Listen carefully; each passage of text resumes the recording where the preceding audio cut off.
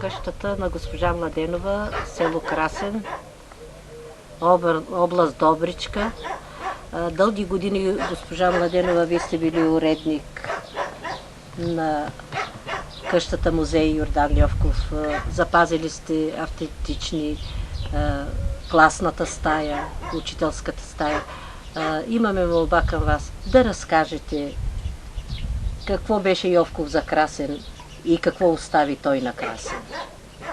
Йовков идва в Добруджа, след като завършва първа мъжка гимназия в София. Учителства една година в Мусубей, Долен Мусубей, сега Долен Извор или Изворово. След това една година в Русица, отива да отбие военната си служба и след това отново се завръща тук. И от 1907 до 1912 година е учител в село Карали тогава, сега Красен. Отначало работи като начален учител. Неговите съвременници и ученици бяха запазили много топли спомени за Йовков като учител, с неговата справедливост, с топлото отношение към децата и към родителите. В това време у него назрява идеята да се създаде прогимназия в село Красен и започва строежа, като се търсят средства от най-различни места. Успяват да построят сградата на новата прогимназия, както тогава се е казвало. И в 1909 година се разкрива прогимназията за всички околни села, за децата от всички околни села. И Йовков става неин пръв директор. Негови колеги са били Вовчо Стоянов, Георги Вълчев, Петър Иванов, които също в спомените си споделят своите мисли и впечатления за този период от живота си в своите села, защото те са добруджанци. Йовков е роден в Жеравна, но винаги при въпрос къде е роден, той казва, че е роден в Добруджа и за тази мила лъжа се крие голямата му обич към Добруджа и към добруджанци. Тук той остава до Балканската война, работи не само с децата, но и с селените. Вечер е обичал да отсяда в Филиповата кръчма, да слуша разговорите на селените, които по-късно стават прототипи на неговите герои. И по негова идея, заедно с Ловчо Стоянов, негов колега, се създава първата земеделческа кооперация в Красен, която създава бакалница, дюкян, както тогава са го наричали. Снабдявала е селените с стоки на по-евтини цени, стоки от първа необходимост. Канили лектори чак от София, които са чели лекции на селените за модерно земеделие, учили ги са как да обогрудяват дръвчетата, за отглеждане на някои зеленчуци, защото тогава в Добруджа, поради безводието, нищо почти не се е отглеждало. Тази земеделческа кооперация имала взаимоспомагателна каса, която също е помагала понякога и на учителите. И Ловчо Стоянов си спомни на самия Йовков, който е обичал хубавите дрехи, пък учителските заплати не са стигали за особен разкош. Йовков е напуснал Добруджа по време на Балканската война, но след войните, той по време на службата си в легацията в Букурещ, винаги се е срещал с добруджанци с голямо желание и обич и е споделял, че му липсва Добруджа и този край, където са неговите най-силни впечатления, най-силни преживявания. И тези неща по-късно той отразява вече в произведенията си. Йовков е описал в много от своите произведения герой от село Красен. Всъщност само старопланински легенди са сюжет от Жеравна, всичките му произведения са сюжет от Добруджа. Затова и той казва, че най-силните ми преживявания и чувства са от тук, от Добруджа. И, впрочем, няма друг писател, който да е описал Добруджа с такава любов, с толкова реалистичност и автентичност, както това прави Йовков, и езика, и начин на отношение между хората. Всичко е предадено така, както е било. И до днес живеят потомци на... Тук живеят потомци на прототиповите, на Йовковите герои. Това са кръчмарят Филип Сивков, който е бил, както Йовков го описва, в полуградски, полуселски дрехи. Един от героите е кръчмарят Филип Сивков.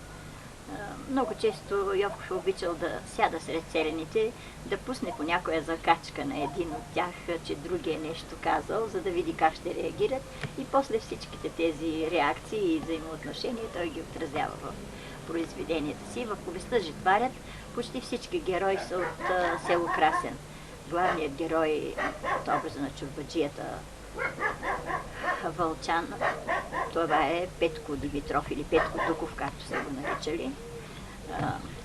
В тая връзка искам да кажа, че Йовко е подбирал много майсторски имената на героите си. И за име на чорбаджията избира Вълчан, човек с вълче име. Другите герои, Йордан Ковачът, Турашко Каменарят, всички са от Красен. Нашата тук действителност. Това, което е описано в разказа Другоселец, героите, Алекси, кметът, останалите селени в кръчмата, някои от тях са наречени с истинските имена. Такива са и Васил Консула и Христо Татарски, които е описал в разказа си Маняри. Убедени, че в съседното село Чамор или сега житен има някакво имане, те отиват и изпадат в едни смешни ситуации, които Йовков описва. После съденето за земя, пътуването с каруците, нали, изясняването между селените, чия е мерата на това село или на онова. Всичко това е било истина. По-късно дядо Ловчо Стоянов го описваше в спомените си и другите му колеги, Георги Вълчев и Петър Иванов. Така че останалите произведения са пък от други краища. Йовков всъщност пренася действието, както и на разказа Божицата, така и за Антимовския хан. Не е точно установено дали за ханът край Стожа или за ханът край село Прястов, който е на пътя, където минава скелята за Балчик, където селените, нали, са минавали с каруците да носят сърно. Той пренася действието и произведението е едно голямо обобщение всъщност на живота. Случката за Албена е истинска. Йовков е бил свидетел на крайната фаза всъщност, когато от училищния двор е наблюдавал как стражарите в каруца са докарали Няго и Албена. Жената всъщност се е казвала Яна, мъжът Петко, той е работил на мелницата и от една такава банална случка, каквато винаги може да стане в живота, жена заедно с любовника, нали, убива мъжа си. Йовков е пресъздал една възхвала на женската красота. Имаше съвременник, един възрастен човек, дядо Марин, който разказваше, че тогава е бил кмет на селото и е бил свидетел, нали, на случката. После Йовков го описва под образа на дядо Власи, който казва, че не я давайте какво е селото без Албена, и докато селените, нали, са настроени зле към постъпката на Албена, после започват да плачат, нали, за нея. Няго? За Няго нищо повече не знам какво е станало. И всъщност в истинската случка е, че те са били в затвора известно време. По-нататък не се знае какво е станало. Тя така е била, нали, безстрашна. Тя е ходила до Кардам за почтата, да взима. Кабриолета, и фактически, когато той пише романа, нали, Чифлика край границата, тук е било румънско, нали? Той говорите за Дора Габи, нали? 3-4 година, да. Обаче той ги смесва. Нали? Да, той смисъл. И накрая го свърза с прочутите дуранкулашки събития, които нали, възстават селяните против десятника. Той е моят свекар и той е всъщност ученик на Йовков. Да. Той е бил кмет и тя пожелала, тогава не е имало с какво, с общинската каруца да я заведат там. Имало е някакви дъбове и брястове, където е бил някога чифлика. Чифлика, И от тук през Горняк са минали, свекара ми спомня, че й дала бяла забратка, бял джулбен, казва тя, и дадох, за да, нали, горещо е било лято. И тя отива там, останала много доволна и там е разказвала, че, нали, тя е всъщност героинята на Йовков в Чифлика край границата, но 1952 година, тогава пролетта завърших Врачанския учителски институт и по разпределение, така беше тогава законът. Въпреки че бях първенец на института, пристигнах в Добруджа, за да изпълня повелята на времето. Тогава всички бяхме млади. Кажете го конкретно. Моля? Повелята я кажете конкретно. Повелята, закона на времето. Но кажете го. Ами нали така беше разпоредбата, където ни изпратят. Предлагаха ни на младите специалисти или Добруджа, или Родопите. Добруджа беше по-безопасен район, защото Родопите беше по-опасно тогава на турската граница в 1952 година. И аз избрах Добруджа. Тогава бяхме пак в Варненска област, както доскоро. И смеехме се младите колеги, че ще бъдем до морето, пък то далече на 100 км. Но първите ми впечатления от Добруджа са прашните пътища, безводието.